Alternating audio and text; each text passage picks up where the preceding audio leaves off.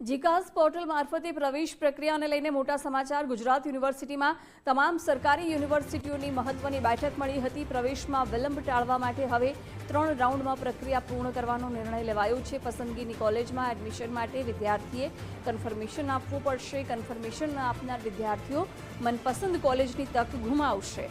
ધોરણ 12ના પરિણામ અગાઉ જ સરકારી યુનિવર્સિટીમાં રજીસ્ટ્રેશન શરૂ થશે।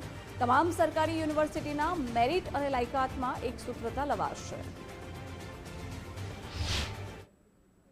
સડનલી સરકારે નક્કી કર્યું કોમન એક્ટ પછી કે જીકાસના પ્લેટફોર્મ પર બને 15 યુનિવર્સિટીના એક જ પ્લેટફોર્મ પર એક જ વિદ્યાર્થી એક જ પોર્ટલથી 15 યુનિવર્સિટીમાં પ્રવેશ મેળવી શકે એના હેતુથી આ કરવામાં આવેલું।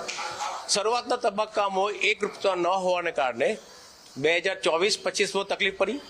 25-26માં બી ઘણી મુશ્કેલીઓ થઈ, કેમ કે એમાં ઘણા નિયમો ઘણા મુદ્દાઓ જે જરૂરી નહોતા એ દાખલ કરવામાં આવ્યા।